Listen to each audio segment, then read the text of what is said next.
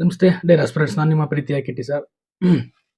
ಯಾಕೆ quality important ಆಗುತ್ತೆ ಕ್ವಾಂಟಿಟಿಗೆ ನಾನು ಅದಕ್ಕೆ ಇವತ್ತು ನಡೆದಂಥ U P S C C A P F exam ಉದಾಹರಣೆ. ನಾನು ಈ ಪುಸ್ತಕ ಬರೆದಿದ್ದೆ, ಪ್ರಬಂಧ ಸಿದ್ಧಾಂತ ಅಂತ. ಒಟ್ಟು ಒಂದು 600 ಪೇಜಸ್ ಇದೆ.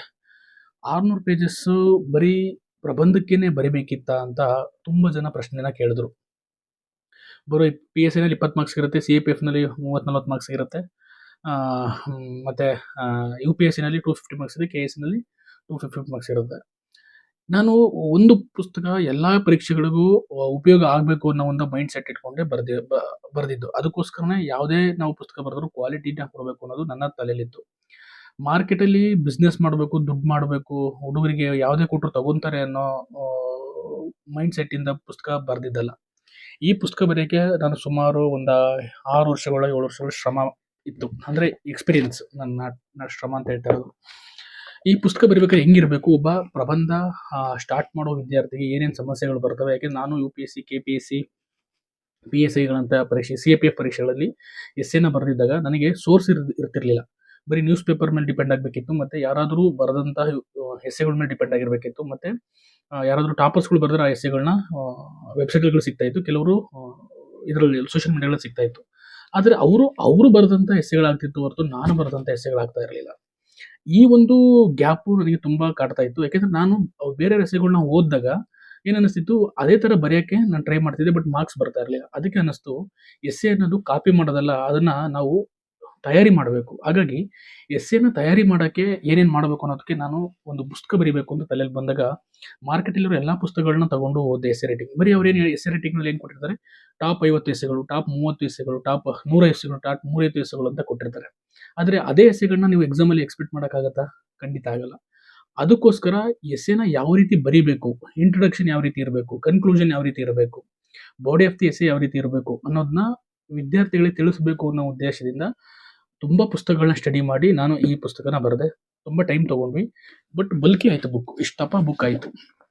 ಯಾಕೆ ಈ ಬುಕ್ಕಲ್ಲಿ ಏನಿದೆ ಅಂತ ನೀವು ನೋಡೋದಾದ್ರೆ, ನೀವು ಕಂಟೆಂಟ್ನ ನೋಡ್ಬೋದು. ನಾನು ನೀವು ವಿತ್ ಪ್ರೂಫ್ ನಾನು ಇದನ್ನ ಆಲ್ರೆಡಿ ಶೇರ್ ಮಾಡಿದೆ. ಅಂದರೆ ಒಬ್ಬ ವಿದ್ಯಾರ್ಥಿ ಎಸ್ಸೆನ ಸ್ಟಾರ್ಟ್ ಮಾಡಿದಾಗ ಹೆಂಗೆ ಅವನಿಗೆ ಆಲೋಚನೆಗಳಿರುತ್ತೆ, ಯಾವ ರೀತಿ ಅದನ್ನು ಬದಲಾಯಿಸ್ಕೋಬೇಕು. ಯಾಕೆಂದರೆ ತುಂಬ ಜನ ಬರೆಯೋಕ್ಕೆ ಪ್ರಯತ್ನ ಪಡಲ್ಲ ಫಸ್ಟ್ ಆಫ್ ಆಲ್. ಯಾಕೆಂದರೆ ಹೆದರ್ಕೊಂತಿರ್ತಾರೆ ಬರೆಯೋಕ್ಕೆ. ಆ ಭಯನ ಹೋಗಲಾಡಿಸ್ಬೇಕು, ಮತ್ತು ಅವರಿಗೆ ಯಾವ ರೀತಿ ಸ್ಟಾರ್ಟ್ ಮಾಡಬೇಕು ಅನ್ನೋದ್ರ ಬಗ್ಗೆ ಸಂಪೂರ್ಣ ಮಾರ್ಗದರ್ಶಿ ಇದೆ.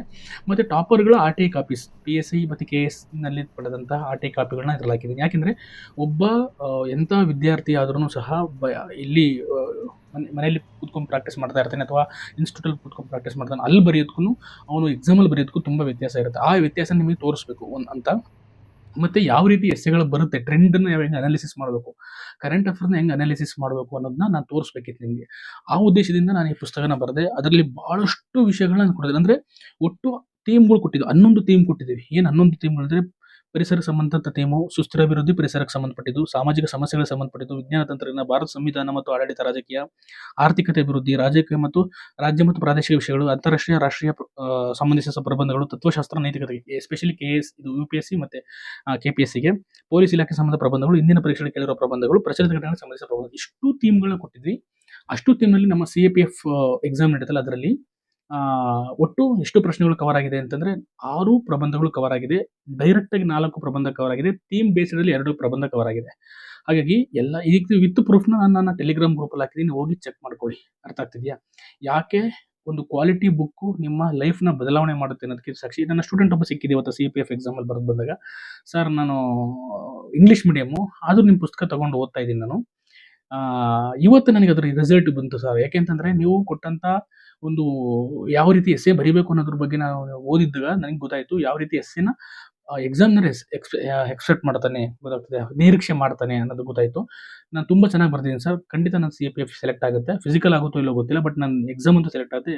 ನಿಮ್ಮ ಪ್ರಬಂಧ ಸಿದ್ಧಾಂತ ಪುಸ್ತಕ ತುಂಬ ಯೂಸ್ಫುಲ್ ಆಯಿತು ಅಂತ ಹೇಳ್ದೆ. ಬಟ್ ನನಗೆ ಅವಾಗ ಆ ಥರದ ತುಂಬ ವಿದ್ಯಾರ್ಥಿಗಳು ಕಮೆಂಟ್ ಕೊಟ್ಟಾಗ ನನಗೆ ಖುಷಿ ಆಗುತ್ತೆ, ಸುಮ್ಮನಾಗ್ತೀನಿ. ಬಟ್ ಆದರೆ ಕ್ವೆಶ್ಚನ್ ಪೇಪರ್ ನೋಡಿದಾಗ ನಂಗೆ ತುಂಬ ಖುಷಿ ಆಯ್ತು. ಯಾಕೆಂತಂದರೆ ನಾನು ಕೊಟ್ಟಂಥ ನನ್ನ ಪ್ರಬಂಧ ಬುಕ್ಕಲ್ಲಿ ಇದ್ದಂಥ ಎಲ್ಲ ಥೀಮ್ಗಳು ಅದರಲ್ಲಿ ಕವರ್ ಆಗಿದ್ದು. ಡೈರೆಕ್ಟಾಗಿ 4 ಎಸ್ಸೆಗಳು ಕವರ್ ಆಗಿದೆ. ಎಕ್ಸಾಂಪಲ್ ಯಾವುದು ಅಂತಂದರೆ ರೋಲ್ ಆಫ್ ಅರ್ಬನೈಸೇಷನ್ ಬಗ್ಗೆ ಒಂದು ಎಸ್ಸೆ ಕೊಟ್ಟಿರೋದು ಕವರ್ ಆಗಿದೆ. ಮತ್ತು ನಗರೀಕರಣಕ್ಕೆ ಸಂಬಂಧಪಟ್ಟಂಗೆ ಮತ್ತು ಇನ್ನೊಂದು ಲಿಂಗ ಸಮಾನತೆ, gender justice and legal reforms in India ಕೊಟ್ಟಿದೆ. ಲಿಂಗ ಸಮಾನತೆ ಮತ್ತು ಮಹಿಳೆಯರಿಗೆ ಸಂಬಂಧಿಸಿದ ಪ್ರಬಂಧ ಅದರಲ್ಲಿ ಕೊಟ್ಟಿದ್ದೆ. ಮತ್ತು ಸ್ಟಾರ್ಟಪ್ ಬಗ್ಗೆ role of startup and entrepreneurship in foreign ಎಕಾನಮಿಲಿ ಕೇಳಿದಾಗ, ಫೋರ್ಕಾಸ್ಟಿಂಗ್ ಎಕಾನಮಿಲಿ ಕೇಳಿದಾಗ ಭಾರತದ ಆರ್ಥಿಕ ಅಭಿವೃದ್ಧಿಯಲ್ಲಿ ಸ್ಟಾರ್ಟಪ್ಗಳ ಪಾತ್ರ ಸೇಮ್ ಎಸ್ಸೆ ರಿಪೀಟ್ ಆಗಿದೆ. ಬೇಕಾದ್ರೆ ನಿಮ್ಗೆ I will give the proof also. ಅರ್ಥ ಆಗ್ತದೆ. Next reviewing Indian defence strategy, ರಾಷ್ಟ್ರ ಮತ್ತು ರಕ್ಷಣಾ ವ್ಯವಸ್ಥೆಯಿಂದ ಕೊಟ್ಟಿದೆ. ನೇಷನ್ ಆ್ಯಂಡ್ ಡಿಫೆನ್ಸ್ ಸಿಸ್ಟಮ್ ಬಗ್ಗೆ ಕೊಟ್ಟಿದೆ, ಅದು ಬಂದಿದೆ ನೇರವಾಗಿ. ಅದೇ ರೀತಿ ಎಲ್ಲ ಪ್ರಬಂಧಗಳು ಲಾಸ್ಟಿಗೆ ಒಂದು ಕೊಟ್ಟಿದ್ವಿ ನಾವು, ಪ್ರಿಡಿಕ್ಟೆಡ್ ಪ್ರಬಂಧಗಳು, ಅಂದರೆ ಈ ಪ್ರಬಂಧಗಳು ಬರ್ಬೋದು ಅನ್ನೋದು. ಅದರಲ್ಲಿ 2 ಪ್ರಬಂಧ ಕವರ್ ಆಗಿದೆ. ಅಂದರೆ ನಾವು ಎಕ್ಸಾಮ್ನ ಅರ್ಥ ಮಾಡಿಕೊಂಡು ಇಷ್ಟು ವರ್ಷದ ಅನುಭವನ ತಗೊಂಡು ನಾವು ಪುಸ್ತಕನ ಬರೆದಿರ್ತೀವಿ. ನಾನು ನನ್ನ ಪುಸ್ತಕದಿಂದ ಬರ್ತೀನಿ ಅಂತ ಹೇಳ್ಕೊತಾ ಇಲ್ಲ. ಒಂದು ವಿಚಾರ ನಿಮಗೆ ನಾನು ಮುಟ್ಸೋಕೆ ಏನು ಬರೆದಿದ್ದೀನಿ, ಎಸ್ಸೆನ ಯಾವ ರೀತಿ ಬರೀಬೇಕು ಅನ್ನೋದು ಕಲಿಬೇಕು ಅಂದರೆ ನೀವು ಪುಸ್ತಕ ತೊಗೋಬೇಕು. ಅಂದರೆ ಯಾವ ರೀತಿ ಸ್ಟಾರ್ಟ್ ಮಾಡಬೇಕು.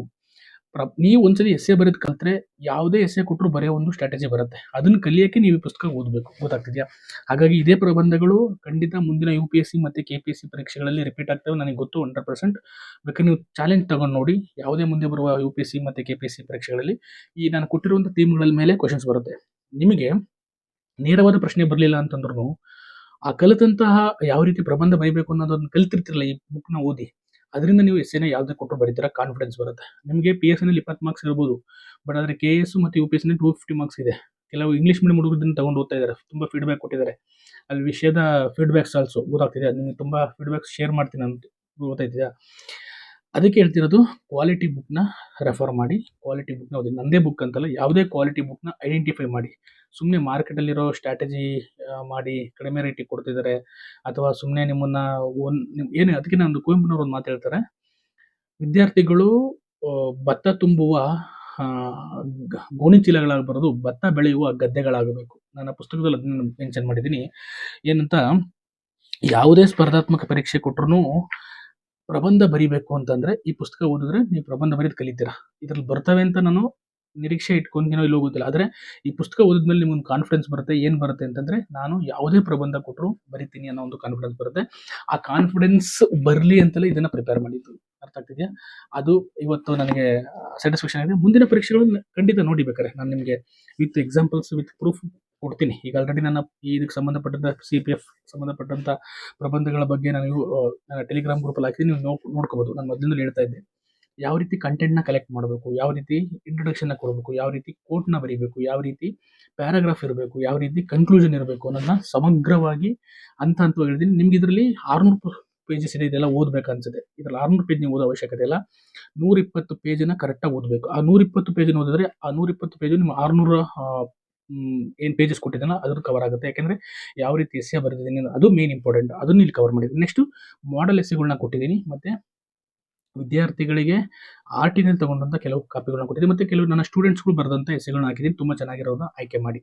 ಅರ್ಥ ಆಗ್ತಿದೆ? ಹಾಗಾಗಿ ನಿಮಗೆ ಪ್ರಬಂಧ ಕಲಿಬೇಕು ಅಂತಂದರೆ ಮುಂದೆ ಬರುವ PSI ಮತ್ತು KS ಕಾಲಗತಿಗ ಈಗಲಿಂದಲೇ ಪ್ರಬಂಧನ ಸ್ಟಾರ್ಟ್ ಮಾಡಬೇಕು. ನೀವೇನಾದರೂ ಲೇಟ್ ಮಾಡಿದ್ರೆ ಖಂಡಿತ ನೀವು ಆಪರ್ಚುನಿಟೀಸ್ನ ಕಳ್ಕೊತೀರಾ. ಅರ್ಥ ಆಗ್ತಿದೆ? ಯಾಕೆ ಅಂತಂದರೆ ಪ್ರಬಂಧ ಅನ್ನೋದು ಒಂದಿನ ಕಲಿತು ಬರೆಯೋಕ್ಕಾಗಲ್ಲ. ಇದು ಮಲ್ಟಿಪಲ್ ಚಾಯ್ಸ್, ನಿಮ್ಗೆ ಆಪ್ಷನ್ಸ್ ಇರುತ್ತಲ್ಲಿ, ಮಲ್ಟಿಪಲ್ ಚಾಯ್ಸ್ ಟಿಕ್ ಮಾಡ್ಬೋದು. ಆದರೆ ಪ್ರಬಂಧ ನಿಮ್ಮ writing important, quality content important, organisation important. ಯಾವ ರೀತಿ ಆರ್ಗನೈಸ್ ಮಾಡ್ತೀರಾ ನೀವು, ಗೊತ್ತಾಗ್ತಿದೆಯಾ? ಕೋಟ್ಸ್ನ ಬರೆಯೋದು ಕಲಿಬೇಕು. ಇದೆಲ್ಲ ಆಗಬೇಕು ಅಂದರೆ ಇವತ್ತಿಂದ ಪ್ರಾಕ್ಟೀಸ್ ಮಾಡಬೇಕು. ಅದಕ್ಕೆ ವಿದ್ಯಾರ್ಥಿಗಳೇ, ಮುಂದೆ ಬರುವ PSI ಆಗಿರ್ಬೋದು, KS ಆಗಿರ್ಬೋದು ಮತ್ತು UPSC ಪರೀಕ್ಷೆಗಳಿಗೆ ನಿಮಗೆ ಪ್ರಬಂಧಕ್ಕೆ ಸಂಬಂಧಪಟ್ಟಂಥ ಎಲ್ಲ ಮಾಹಿತಿಯನ್ನು ಒಳಗೊಂಡ ಪುಸ್ತಕ ಇದು ಆಗಿರುತ್ತೆ. ನಾನು ತುಂಬ ಹೇಳ್ಕೊಂಡಿಲ್ಲ ಎಲ್ಲೂ ನಾನು ಇದೇ ಪುಸ್ತಕನ ಓದಿ ಅಂತ. ಯಾಕೆ ಅಂತಂದರೆ ಕ್ವಾಲಿಟಿ ಚೆನ್ನಾಗಿತ್ತು ಅಂತಂದರೆ ವಿದ್ಯಾರ್ಥಿಗಳು ಪುಸ್ತಕನ ಬೈ ಮಾಡ್ತಾರೆ. ಅದಕ್ಕೋಸ್ಕರ 5,000ಕ್ಕೂ ಹೆಚ್ಚು ಪುಸ್ತಕಗಳು ಕೇವಲ 2ರಿಂದ 3 ತಿಂಗಳಲ್ಲಿ ಸೇಲ್ ಆಗಿದೆ. ಅರ್ಥ ಆಗ್ತಿದೆಯಾ? ಅದು ಆ ಪುಸ್ತಕದ ಕ್ವಾಲಿಟಿಯನ್ನು ಹೇಳುತ್ತೆ. ಗೊತ್ತಾಗ್ತಿದೆಯಾ? ನೀವು ಯಾವುದೇ ವಿದ್ಯಾರ್ಥಿಗಳನ್ನ, ನನ್ನ ಪುಸ್ತಕ ತೊಗೊಂಡಿರೋ ವಿದ್ಯಾರ್ಥಿಗಳನ್ನ ಕೇಳಿ ತೊಗೊಳ್ಳಿ, ನೋಡಿ ತೊಗೊಳ್ಳಿ. ಗೊತ್ತಾಗ್ತಿದೆಯಾ? ನೀವು ನೋಡಿ ಇದರಲ್ಲಿರೋ ಕಂಟೆಂಟು ನಿಮಗೆ ಚೆನ್ನಾಗಿ ಅನ್ನಿಸ್ತು ಅಂತಂದರೆ ಬೇಕಾದ್ರೆ ನೋಡಿ. ಅದರದ ಸಂಬಂಧಪಟ್ಟಂಥ PDF ನಾನು ಬೇಕಾದ್ರೆ ನಿಮಗೆ ಶೇರ್ ಮಾಡಿರ್ತೀನಿ. ನೀವು ಆ PDF ನೋಡಿದ್ರೆ ಗೊತ್ತಾಗುತ್ತೆ ಯಾವ ರೀತಿ ಕಂಟೆಂಟ್ ಇದೆ ಅಂತ ಹೇಳ್ತಾ, ಮುಂದೆ ಬರುವ PSI ಪರೀಕ್ಷೆಗಳಿಗೆ ಮತ್ತು ESI ಪರೀಕ್ಷೆಗಳಿಗೆ, ESI ಪರೀಕ್ಷೆ ಮತ್ತು UPSC KPSC ಪರೀಕ್ಷೆಗಳಿಗೆ ಒಂದು ಸಮಗ್ರವಾದ ಎಸ್ಸೆ ರೈಟಿಂಗ್ ಆಗಿದೆ. UPSC ಮತ್ತು KPSC ಓದೋ ವಿದ್ಯಾರ್ಥಿಗಳು ಒಂದು ಸತಿ ತಗೊಂಡು ನೋಡಿ. ಯಾರೋ ಸಬ್ ಇನ್ಸ್ಪೆಕ್ಟರ್ ಬರೆದಿದ್ದಾರೆ, ಅನ್ನೋ ಒಂದು ಮೆಂಟಾಲಿಟಿಯಿಂದ ಹೊರಗಡೆ ಬಂದು ಈ ಪ್ರಬಂಧ ಪುಸ್ತಕವನ್ನು ನೋಡಿ ಅಂತ ನಾನು ಸಜೆಸ್ಟ್ ಮಾಡ್ತೀನಿ. ಆಮೇಲೆ ನಿಮ್ಗೆ ಅದ್ರ ಬಗ್ಗೆ ಗೊತ್ತಾಗುತ್ತೆ. ಚೆನ್ನಾಗಿತ್ತು ಅಂದರೆ ನಿಮ್ಮ ಫ್ರೆಂಡ್ಸಿಗೆ ಸಜೆಸ್ಟ್ ಮಾಡಿ. ಚೆನ್ನಾಗಿಲ್ಲ ಅಂತಂದರೆ ಡೆಫಿನೆಟ್ಲಿ ನೇರವಾಗಿ ನನಗೆ ಹೇಳಿ. ನನ್ನ ನಂಬರ್ ಎಲ್ಲರಿಗೂ ಗೊತ್ತು. ನೀವು ನೇರವಾಗಿ ನನಗೆ ಸರ್ ನಿಮ್ಮ ಬುಕ್ ಚೆನ್ನಾಗಿಲ್ಲ, ಇದರಲ್ಲಿ ಇನ್ನೂ ಇಂಪ್ರೂವೈಸ್ ಆಗಬೇಕಿದು ಅಂತಂದರೆ ಖಂಡಿತ ನಾನು ಇಂಪ್ರೂವೈಸೇಷನ್ ಮಾಡ್ತೀನಿ ಅಂತ ಹೇಳ್ತಾ, ಎಲ್ಲರಿಗೂ ಒಳ್ಳೆಯದಾಗಲಿ. ಮುಂದೆ ಬರುವ ಪರೀಕ್ಷೆಗಳು ತುಂಬ ನಿಮ್ಮ ಬಾಳನ್ನು ಬೆಳಕಾಗಲಿ. ನೀವು ಅಂದುಕೊಂಡಂಥ ಎಲ್ಲ ಹುದ್ದೆಗಳನ್ನ ಪಡೆಯುವಂತಾಗಲಿ ಅಂತ ಹೇಳ್ತಾ ಎಲ್ಲರಿಗೂ ಒಳ್ಳೆಯದಾಗಲಿ. Thank you so much.